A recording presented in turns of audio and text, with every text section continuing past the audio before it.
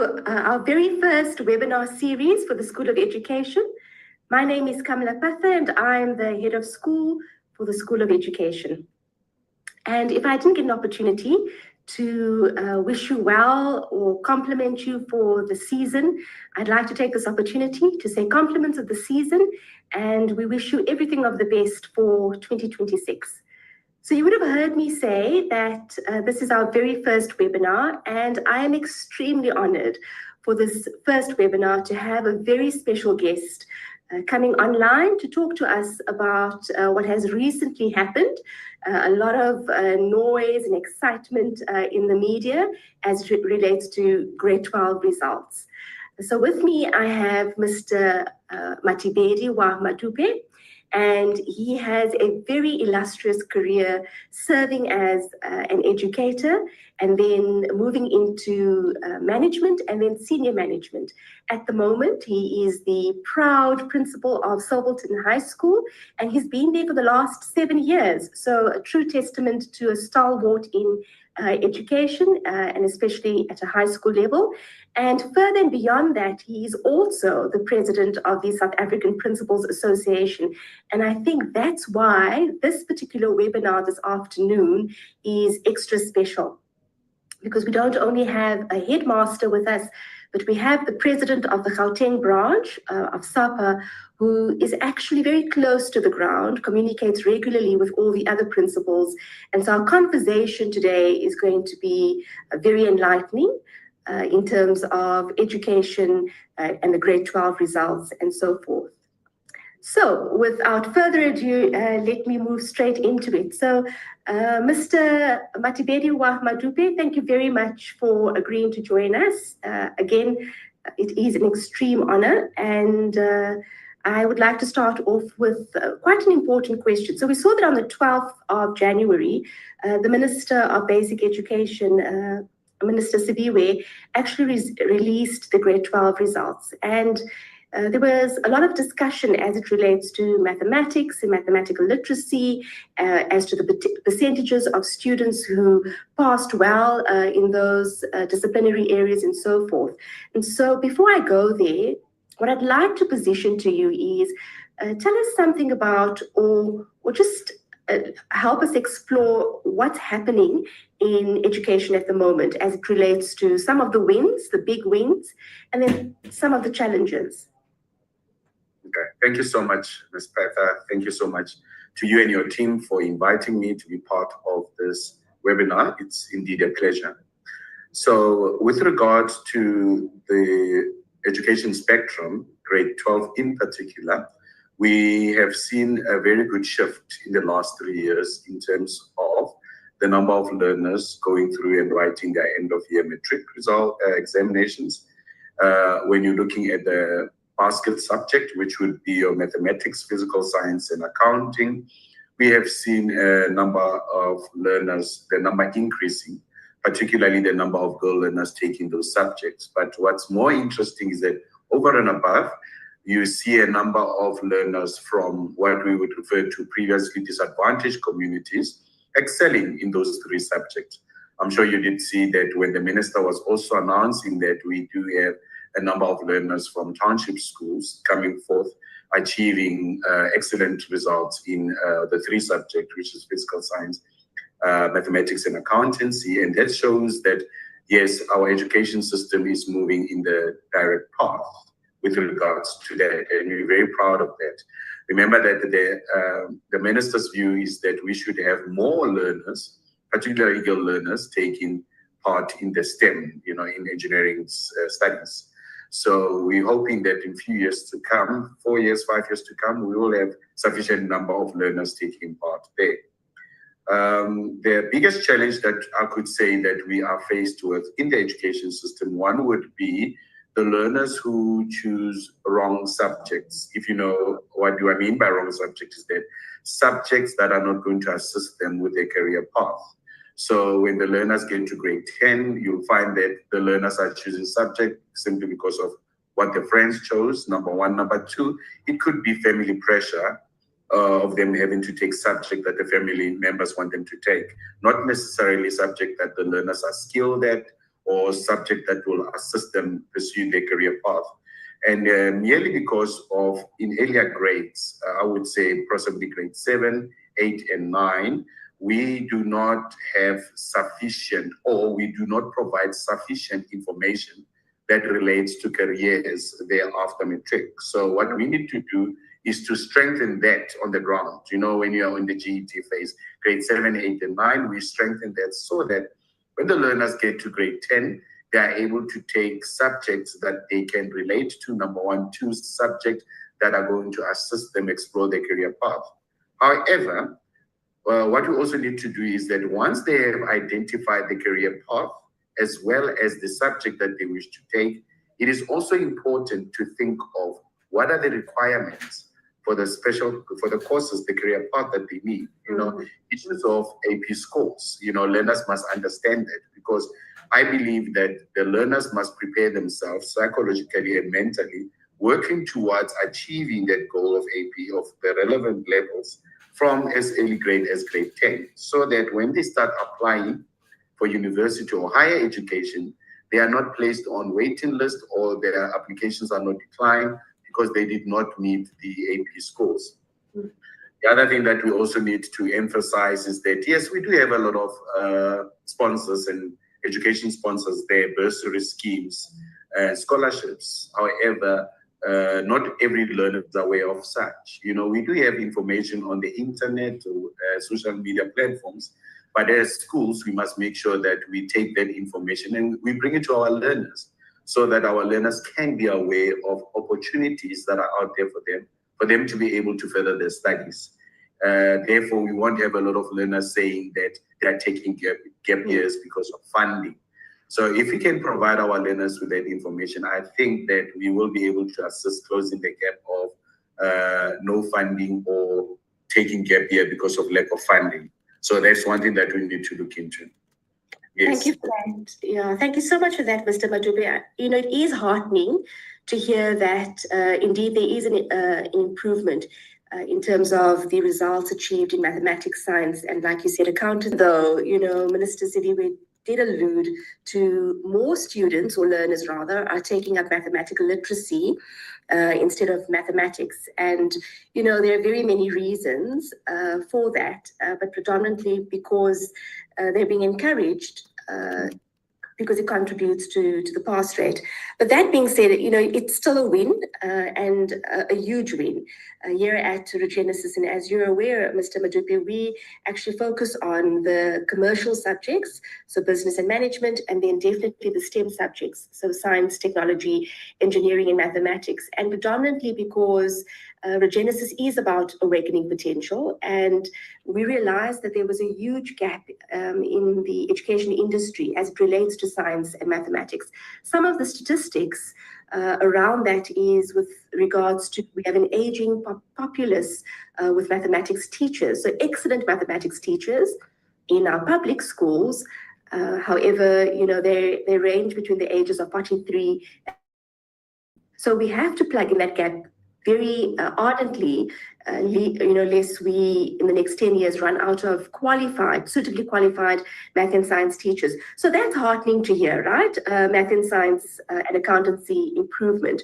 I also hear you with regards to, you know, more information. I particularly want to commend you for highlighting that learners indeed need to be psychologically or psycho-emotionally and mentally prepared of what lies ahead. And what we found all too often, and in my almost 28 years of being in education, and half of that has been in higher education, what we found was that many learners who transition from grade 12 into higher education and become students really don't have the expectations, or they have lower expectations as it relates to higher education. And there is a huge gap, you know, in grade 12. And, you know, many years ago, I was a grade 12 teacher. In grade 12, you have a teacher who is caring and, you know, who will actually guide you in terms of your assessment is due here, or if you didn't do well in your assessment, here's how I'm going to assist you, and so forth.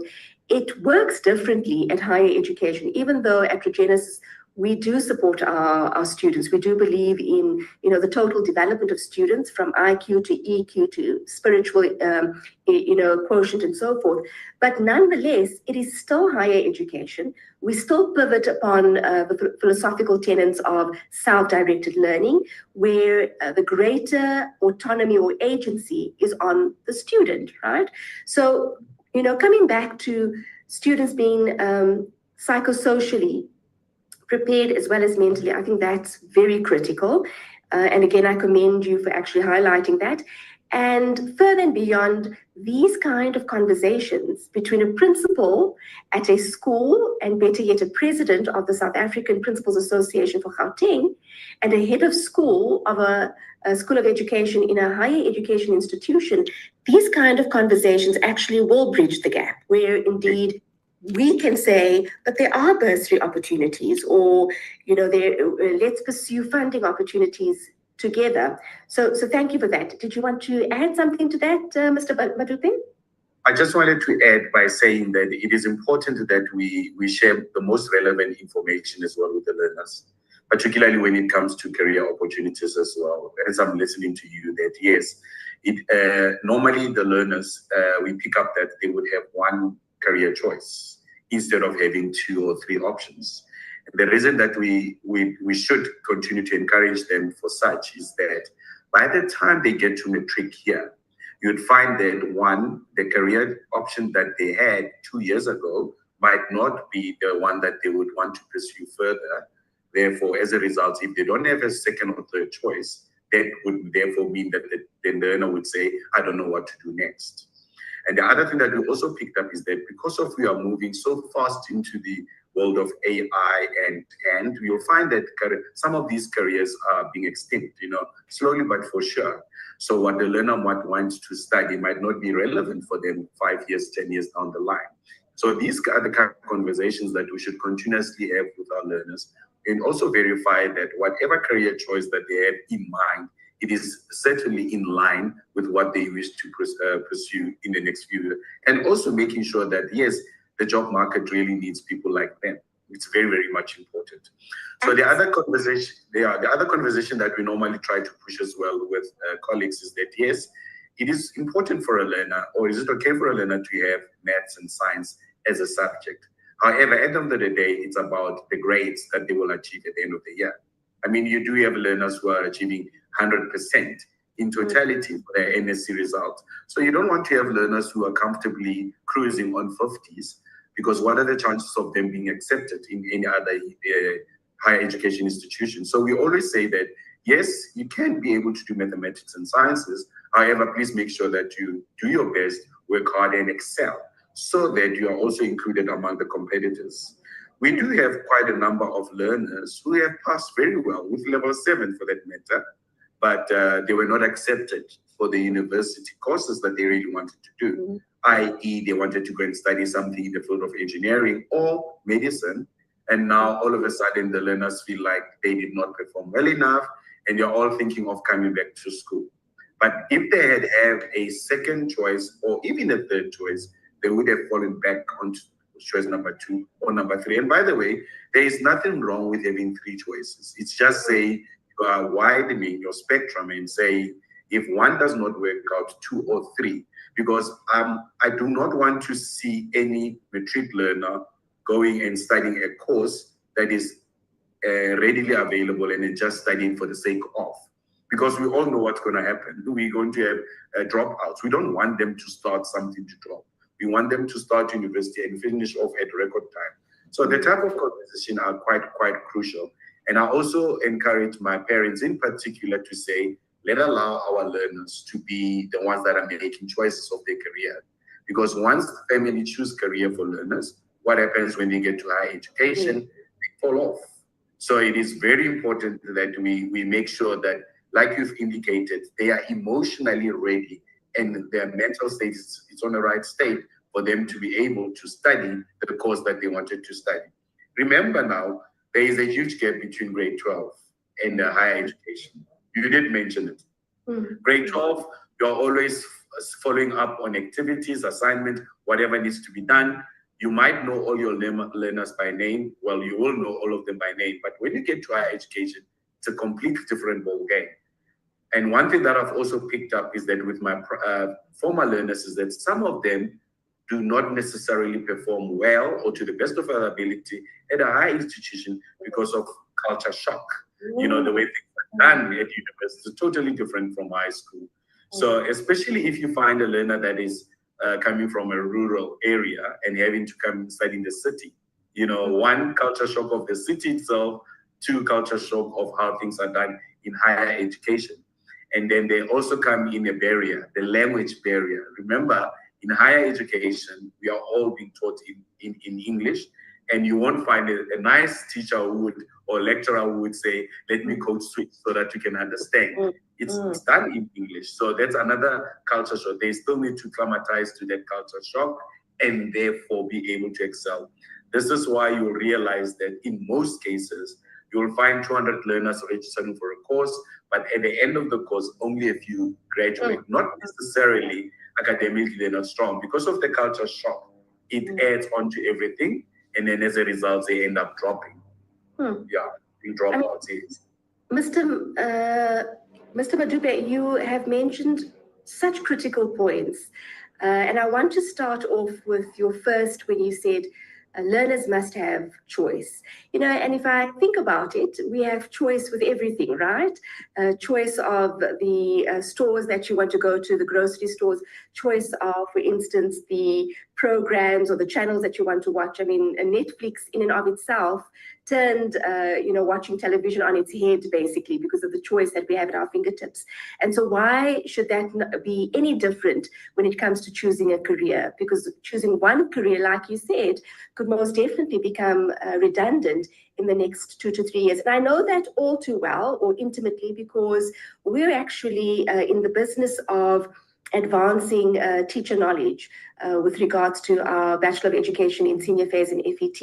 And most often I say to the team who actually facilitates and engages with our pre-service teachers that, you know, it may be 2026, but when these pre-service teachers graduate and walk the stage and get their qualification, it's going to be 2030, right? Or 2029. So it's going to be in the next 4 years, and the information or the knowledge and even the pedagogy that we're actually imparting and so forth, would that be relevant in the next 4 or 5 years? So we are almost having to be very close to the research and predict in terms of what's happening in the education industry or in the education sector.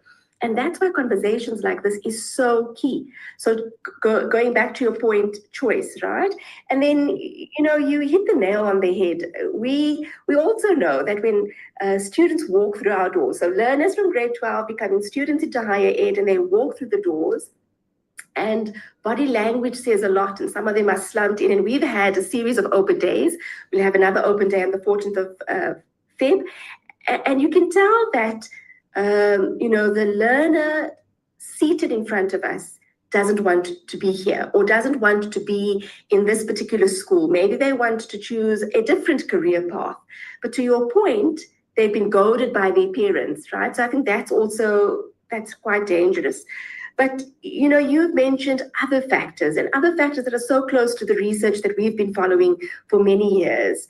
The language barrier, where there isn't a kind lecturer or facilitator, albeit, you know, our Genesis facilitators are phenomenal and they're experts in their field, but many of them will not code switch, to support learners. We'll support them in many other areas, and we'll definitely support them in the language, which is the language of learning and teaching English, but not to code switch the constructs, because that creates further confusion. So, you know, I really appreciate what you've mentioned in terms of that.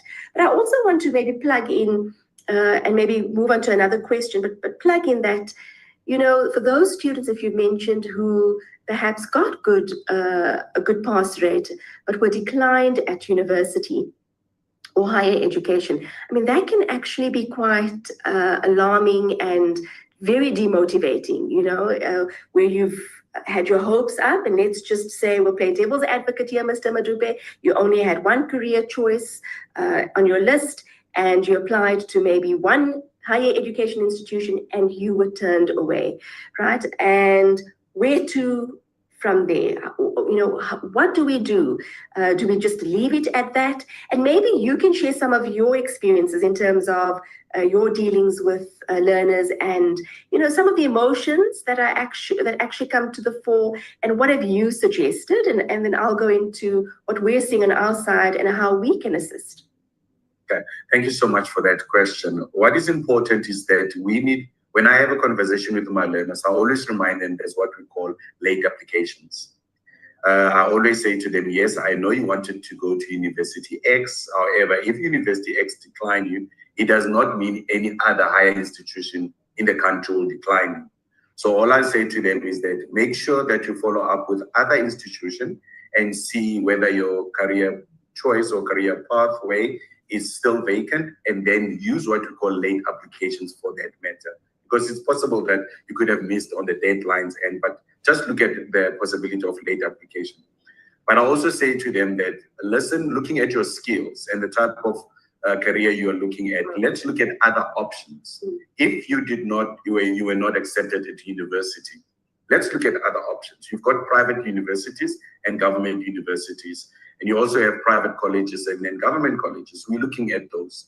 Where can you fit in? If you have funding, let's look at looking at private institutions where you most definitely could be assisted with the course that you wanted to study, i.e. regenesis, you know what I mean? So I give them the options if they've got funding. If there's a challenge of funding, I always say, right, let's look at the possibilities of a TVET college. I am not saying look at TVET college as your last resort, but instead of you not pursuing your study, rather let's look at TVET and see what TVET has to offer in line with your skills.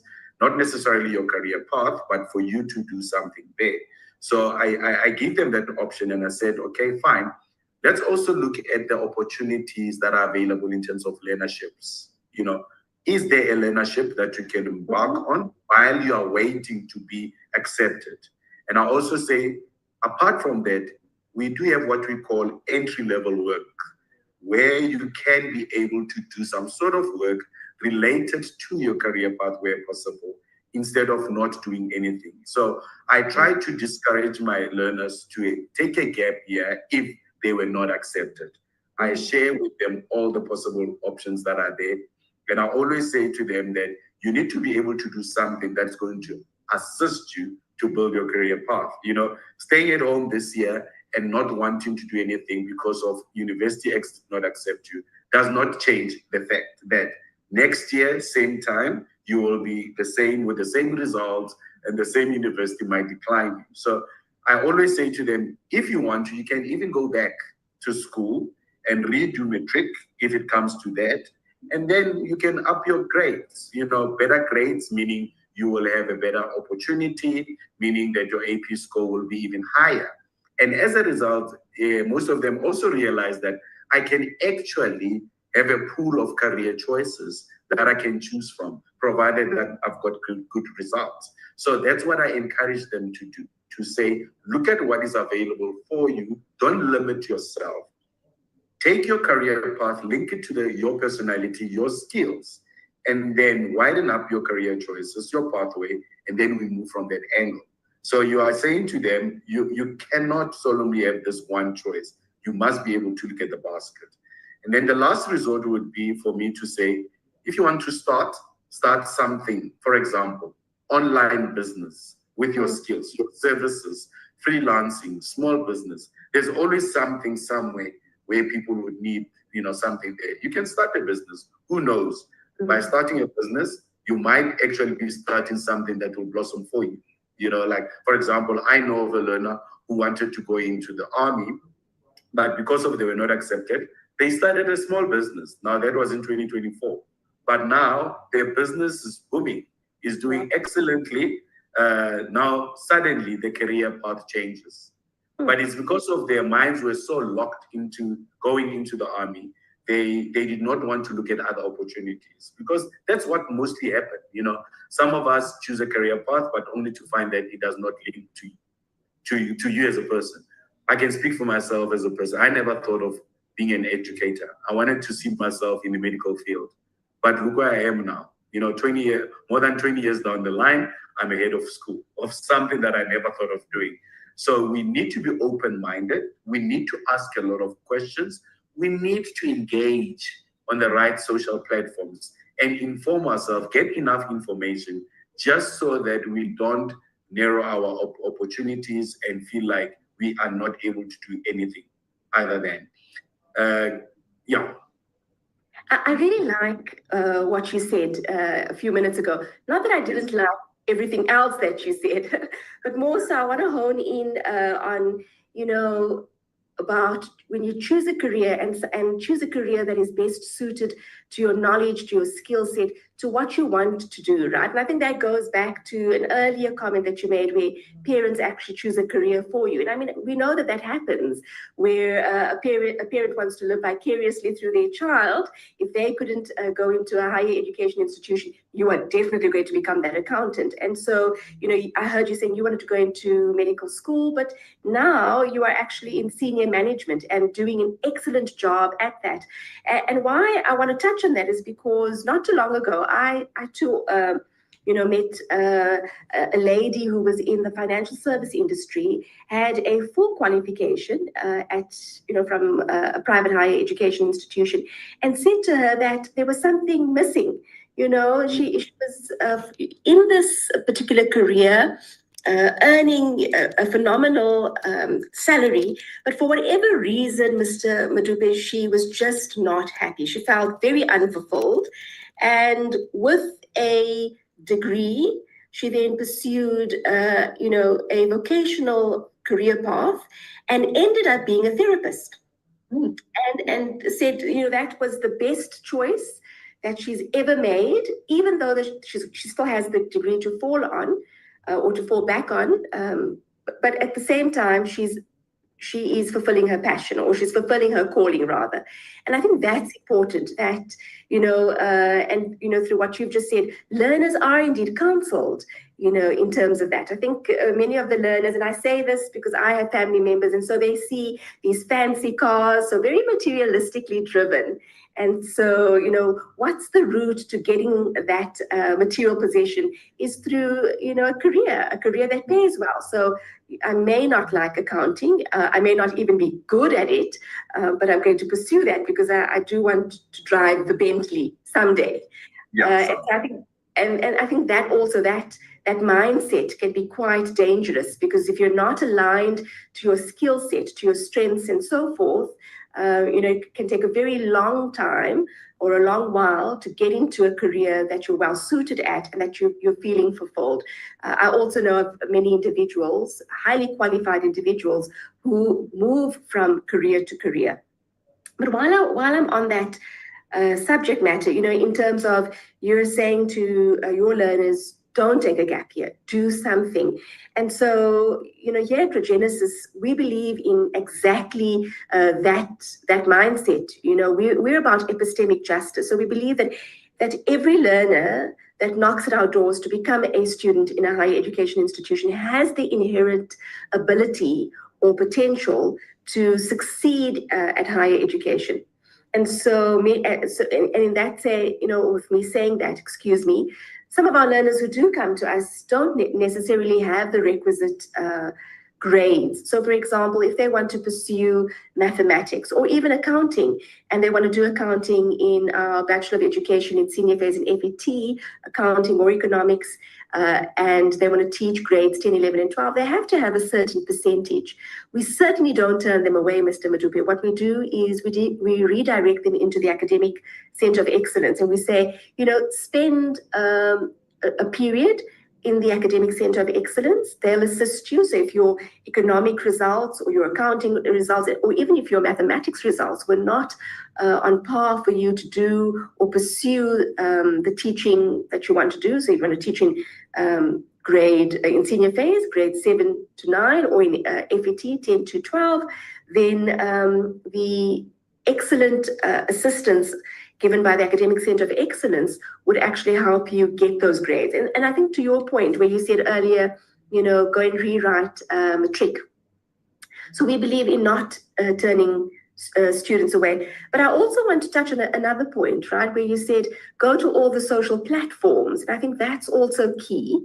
If you aren't able to go to the open days, so many of the higher education institutions advertise their open days. Regenesis is quite unique in that we have several open days at the beginning of the year. So in the month of January, every Saturday we have an open day, and students, together with parents, can meet the academics, talk to the heads of schools, such as myself, in terms of, what grade should my learner or my child pursue? Here's their results. What would you suggest? Should they take the STEM subjects or the disciplinary areas, or should they do the commercialized subjects? And in fact, I had a parent who asked me a similar question where, her son did very well in mathematics, but for whatever reason, he was fighting her, fighting her tooth and nail, Mr. Madupe, you wouldn't believe it. He did not want to pursue mathematics. And I said to her, don't force him. If I would like to have a student like him, in the school of education, but if that's not his passion, if it's not science and mathematics, then maybe there's something else. Maybe there's, for example, he wants to do accounting or economics or business studies. And so we had a very long and meaningful conversation. And at the end, I don't think it was my sales skill at all. I know that I am an ardent academic, but I'm not a good salesperson. But at the end of the conversation, Mr. Madupe, he actually decided to take science.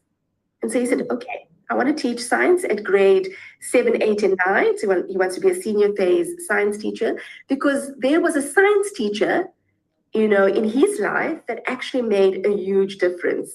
And I think that there is powerful. And I can only imagine, the impact that you are having when you host or facilitate these sessions with your parents and learners, and when you give them this type of guidance.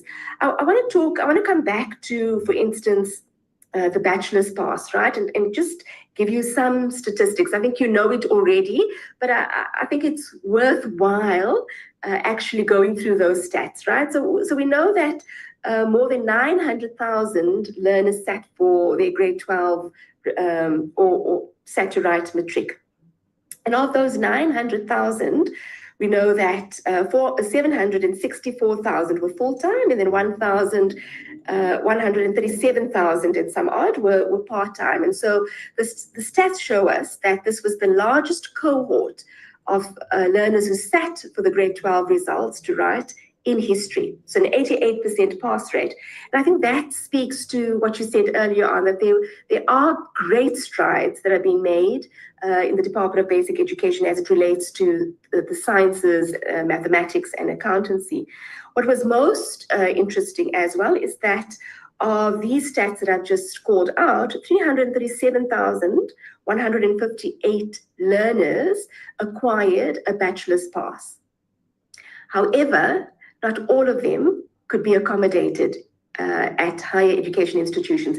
And so you mentioned, indeed, there are 26 public institutions and more than 65 private higher education institutions, right? And so we looked at the stats. I think the media was abuzz with some of the learners who were turned away because there was, the quota was filled.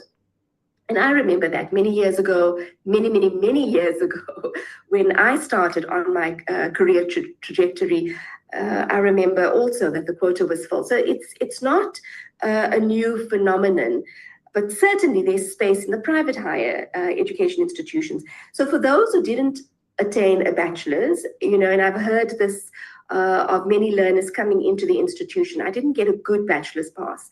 And one option that you've said is perhaps rewrite matric or rewrite those subjects where your AP, that's actually bringing down your APA score. Most often what we say is maybe you want to pursue, for example, and forgive me if I keep talking about the faculty or the School of Education qualification, but maybe you want to pursue a teacher's qualification and you don't have the requisite results. You don't meet the mathematics at 50% and so forth. We most often, say to learners, why don't you do a higher certificate? I mean, you can do a higher certificate in business management for example, because that gives you entry into a bachelor's or into a B degree, right? A bachelor's degree. And that will assist you. And so many students will say to us, but it's an entire year. And we say, no, it's an entire year, 12 months of learning, but it's an entire year towards your career trajectory.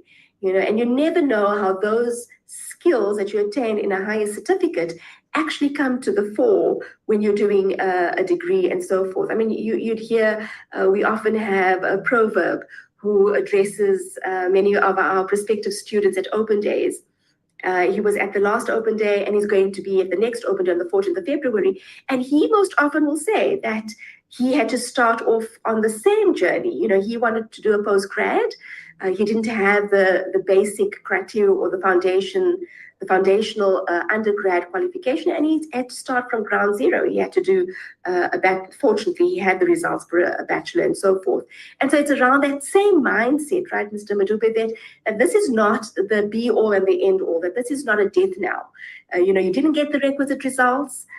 You're quite disappointed or despondent, but it is not a finality. It's not the final, and sorry for me to say this, but the coffin, the nail in your coffin, it's not that at all. It's not all doom and gloom, but in fact, it's quite positive. And when we had a conversation, that's what you said. You said that always, and I'm going to let you finish that statement. Okay. There's always an opportunity for everyone. Remember that a pass is not a passport. It's a passport, but it's not a destination.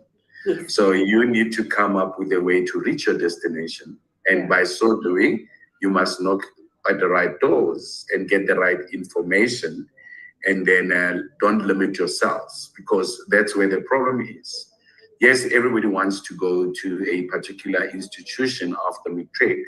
However, it does not mean that if you did not make it with the first cut, you should write yourself off. You are going to look at other opportunities that are out there and ask yourself, how do I make use of these opportunities to build up my career? You might have to go back to asking yourself questions. What am I good at? What problem can I solve? Is there anything that I can enjoy doing apart from what you had in mind? Then you just go through that path, and then you will be able to be assisted. Mm-hmm. However, I still say that as a learner or a grade 12, a post-grade 12 learner, you cannot be at home now and thinking that I have no choice, I have no opportunity, I have no one else to go to, while there's so much information that is available out there, whether it being with institution or funding or anything that can help you boost your skill, that will help you to become a better person. There's one thing that I also forgot to mention that I also encourage my learners here at the school, particularly when they are in grade 10 all the way up, to say funding as well depends on a whole number of things. Yes, it depends on the academics. However, it also depends on what you have in your bag that you did during your school year. Because we want to fund people that we know they're not going to disappoint us at the end of the day. So what we also encourage our learners to do, we encourage them to do what we call community service while they're still at school, just to try and get as many hours of community service as possible. Because as a funder, most funders would also most likely offer funding to somebody that is taking care of others, without being remunerated for it. So that's another way of saying, instead of the next learner getting funding, rather you add on with community service, so that the funders, when they look at your application, they know for a fact that this is a responsible candidate. This is somebody that is most likely be able to conclude the degree or complete the course. Because that's another challenge that we're having, even if we're with our government funding, where learners get the funding, they study for 6 months or a year, and then they drop out because of the lack of interest in the course that they're doing, or the lack of motivation thereof. So we must find a way, or we try our best to make sure that the students remain motivated. Hence, it is important that the learners or the students, the parents, and the institution work together to support the child, because we don't want them to miss out on any other opportunities that are out there for them. So for the matrics that there and then they have the matric pass, it is important that they know exactly what is available and how they can make use of their current results to better their future.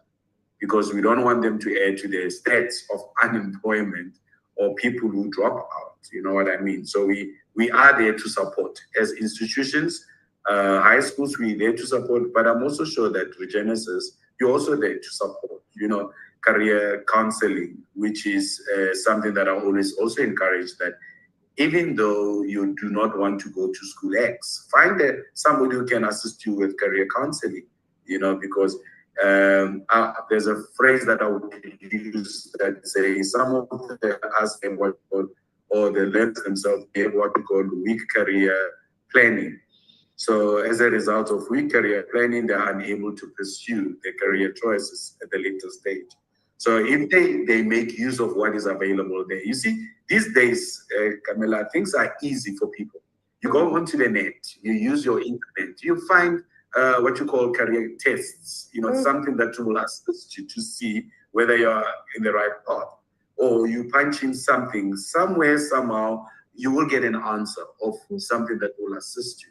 Because we want to make sure that all the careers are finished at record time, all the degrees are completed at record time, but most importantly, that we have the right candidates occupying the career, the job opportunities out there.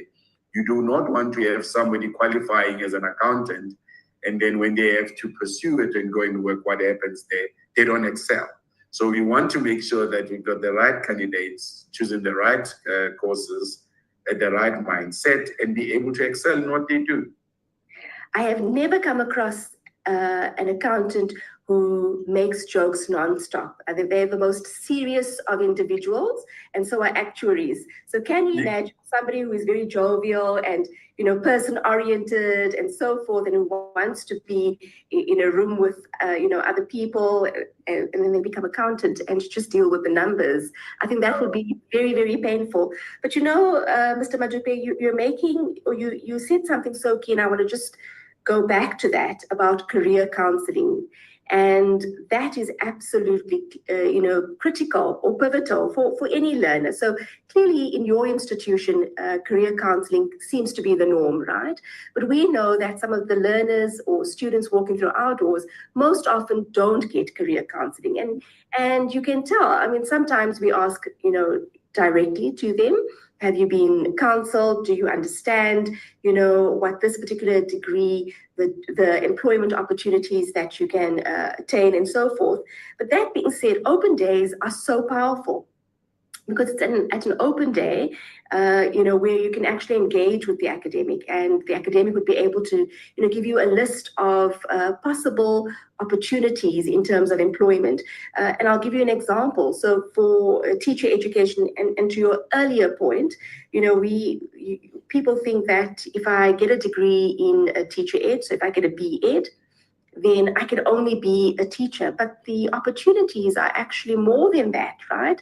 I mean, you can become a consultant, or you can go into higher education, so pursue your post-grad, come into higher education and become a lecturer or a facilitator. You can go into the Department of Basic Education and become, you know, at a directorate level and so forth, as an education specialist. Or you can go into the DHET, so the Department of Higher Education and Training and so forth. So there are so many opportunities, but it's because learners, you know, are not guided or counseled and so forth. It becomes challenging, and they only see it in one view or one perspective. So completely agree with you, career counseling. And so for those learners who don't get career counseling, and of no fault of any school, but sometimes, you know, maybe that isn't the school's focus. And so definitely go to open days, because it's at open days where you're going to get the information. I think you also said it. We are most certainly in the knowledge economy. We've surpassed the fourth industrial revolution. We've moved on to the fifth. But the knowledge economy is where knowledge is at your fingertips.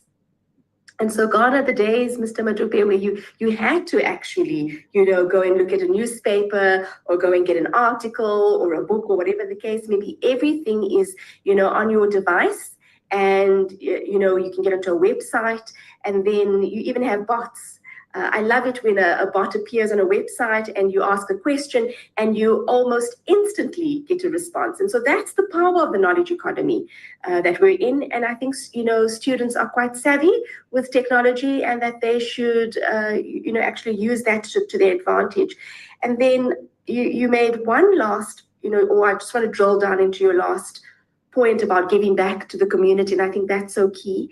And I admire, and I commend you for actually saying that, because very rarely do I hear, learners at school being encouraged to do community service. So go out and give back, or, we hear about them collecting and the donations and so forth, but go back and help, paint a classroom or go to an orphanage. A few years ago when I was in teaching, and I taught at a private school, in fact, we got many of the grade 10, 11 and 12 learners, and we went out to an orphanage where there were learners with special educational needs.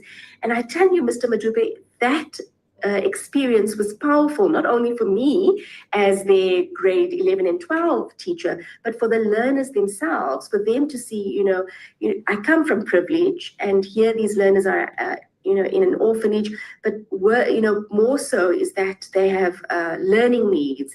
And then you start to see how they, problem solve, how they get together, and they start, talking around how can we help them, how can we support them.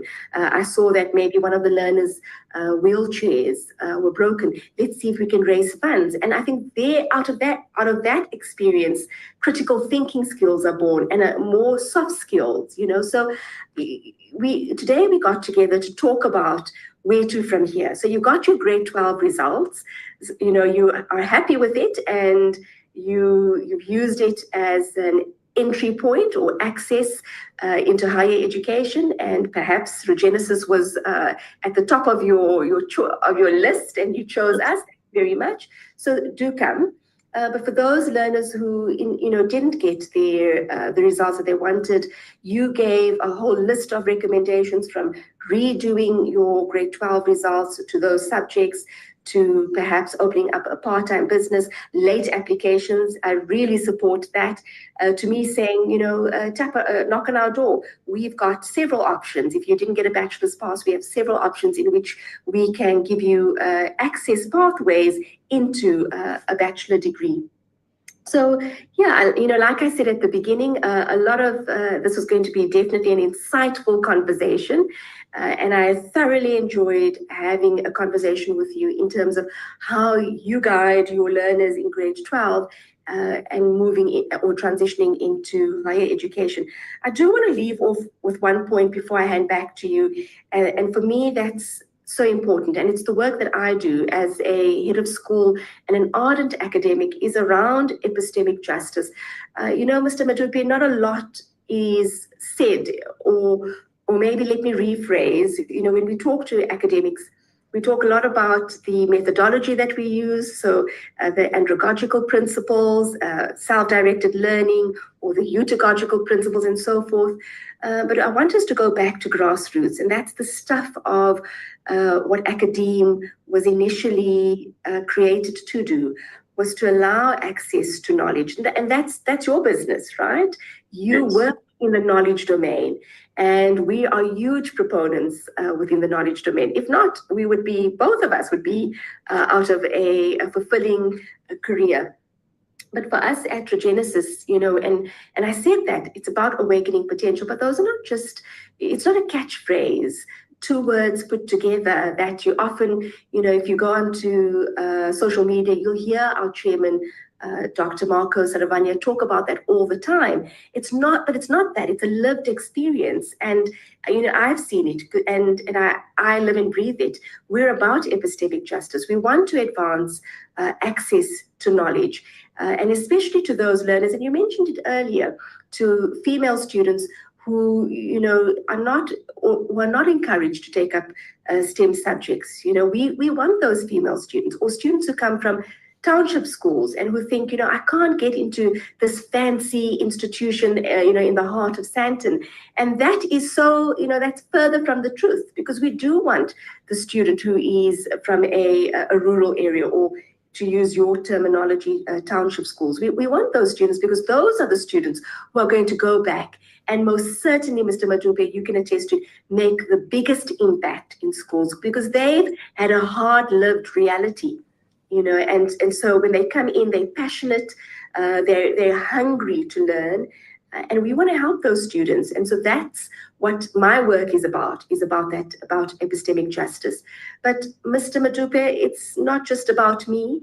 I want you to finish off with final words, from your desk as the principal of Silverton High School and the Gauteng president of the South African Principals Association, your lasting and parting words for the learners exiting grade 12 in 2025, the results released in 2026. What are your parting words for them? Thank you for that, Camilla. I just want to say to the matrics out there, please take note that you worked hard to achieve the grades that you have on your matric certificate. It might not necessarily be what you anticipated or what you hoped for. However, you need to embrace what you have, dust yourself off if you're not happy with what you have achieved, and look at other available opportunities out there and start working towards your career path. Remember, you must always ask yourself the 5 questions. What am I good at? What do I enjoy? What problems can I solve? What training qualification do I need? What resources do I have right now? Give yourself answers to those questions, and then you'll be able to make the right move. Please take note that you are not just an individual with no goals. We understand you have goals and dreams, but they can only be a reality if you are on the ground and working towards achieving those goals. I wish you all the best for the years ahead, particularly 2026 goals. Kindly make sure that you make the right choice, right decisions. At the end of the day, it is you that you have to love your career. Stay blessed. Thank you. Wow, Mr. Madupe, that was phenomenal. Thank you so much. I know I said it was your last and parting words, but as you were talking, it made me think. So I have 2 more for you. It's fine. Thank you so much. Thank you for obliging me. What would you say to the current grade 11 learners who, are, and what happens in grade 11, they get prepared to write that penultimate assessment in grade 12. What would you say to the grade 11? This is what I've said to my learners. I said to them, I'm not going to call you as grade 11s. You are pre-matric, meaning that you are preparing yourself for higher education. So they know that whatever they are doing now, it's not in preparation of them to pass grade 11, but in preparation for the university year already. I told them that they need to make sure that when they come to school, like any other grade 12 learner now, you are on time for school and you are on time to learn. Always be prepared to learn, be at school all the time, be present all the time, not only your body, but physically, mentally, you must be prepared for school. Make sure that you make use of your time effectively. All of us have 24 hours, but what matters the most is how you make use of the 24 hours. Now, bearing in mind that from the 24 hours, you just minus about 7, 8 hours that they spend at school. What you do with the rest is up to you and the future that you have. And I always say to them, please make sure that you also visit different higher educations, especially now in grade 11, finding out what are their requirements, making sure that you attend open days, making sure that you familiarize yourself with other courses that are out there that relates to the type of subject that we have at school. You do it now so that when you come to 2027, when you're in matric, you won't be frustrated, you won't have a lot of stress. You are already familiar with what is expected out there. I already told them that they need, those of them who only had one career choice, they have to come up with 2 other choices. Every single one of them must have at least a minimum of 3 choices that they can choose from. Even now, when they're going to start applying end of grade 11, they have to start applying for those 3. So it's all about the mindset and making sure that the learners are ready for higher education. So what we've already done as well is that we've already taken our grade 11 on their first career choice day or / open day. Our grade 11s have attended that already. So there will be a series of that coming up as well with different higher education institutions, especially with those also that come to our school. We open the platform to the grade 11s because we want to make sure that they make the right choices and that they are ready. So to all the grade 11s that are out there, it's not about grade 11.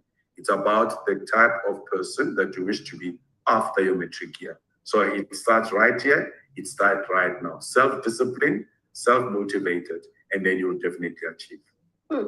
Equally powerful, and thank you for that. And my last question, and Mr. Madupe, I'm very humbled in terms of the conversation that you and I have had today. And at the same time, life experiences have taught us to always be open to learning. And, to your earlier point, have an open mind. I certainly endorse a growth mindset. And so as the head of school for the School of Education at Regenesis, what are your parting words to me? What would you like us to focus on? Knowing that some of your learners may walk through our doors, what should we do better, and what should we do differently? I think that it is important as higher education institutions to be aware of the type of learners that are walking into your institution. Firstly, when we are doing what we call orientation week, let's rather talk to them about what is happening in the ground instead of giving them what might happen, because in most cases, for example, if you have a learner that is from a township or a learner from rural areas that have never been to the city, what are the challenges that they're going to come across? It is important to be vocal and have those type of conversations, not just an orientation about the course itself, but the challenges that they might come across and how best to maneuver around those challenges. It's quite important that you do that. And then it's just also important that you are explicit in terms of the expectations. I come across the idea that I think most higher educations have an assumption that learners, when they get, or students rather, when they approach, when they are first years at the institution, they already know what is expected of them. Some students, believe you me, they are not there. Their mindset is not there. Some of them are there because of parents, like you indicated. Parents wanted them to be there. They don't want to be there. But what form of motivation is there from the School of Education? What is it that Regenesis will make sure that when we've got 90 students registering now in 2026, that all 90 of them graduate at the end of 4 years? So it's all about motivation. I'm not saying that it's babysitting the students, but the motivation, something that will make you stand out from other higher institutions. Something you must be able to give them something that others do not give them, when they go out there. And then speaking in terms of the quality, the type of teachers that you have, is that I would say rather focus on the reality that is on the ground. Let's not give our student teachers a picture that everything is perfect, it's a bed of roses. No, rather give them a real picture that the school in a township X is not necessarily the same as a former Model C school or a well-off or an independent school. It is very important for them to have that clear distinction, because what we find that the teachers, when they come into our institution for practice teaching or as first-year students, they see a different ball game. Issues of classroom management come into play. And remember that if they are not able to manage their classrooms properly, so it means that curriculum will suffer. So we really need to start talking about what is happening in the ground and how best can we assist them remain in the profession, enjoy the profession, but also ensuring that quality teaching and learning takes place. Thank you for that. And you certainly gave me very many points for us to think about, ponder, and filter that into our program of those that we haven't considered. But the majority we have considered, and I really appreciate that. And I appreciate your time. I think these conversations, like I said at the beginning, are so key because, you can tell us, you're giving us learners for the workforce. We're preparing these learners for the workforce. And so it's key that such collaborations continue and that these conversations also continue. I do look forward to an upcoming principals get together or a touch base that we are planning for in March. And I'm certain that we're going to get a good turnout. And similar to your sentiment, I'm looking forward to what the other principals at other high schools are seeing with our pre-service teachers come through their doors, and what we can certainly do better, what they'd like us to do in our programs that will produce the type of teachers that can actually be so flexible, to your point, where they can teach in a school in the urban area, but at the same time, they can go to a school that is located in a rural area and still be able to teach comfortably, well, and excellently. Mr. Madupe, it's come to the end. Can you believe we've been talking for the last hour, but it has been such an insightful conversation. You're a breath of fresh air.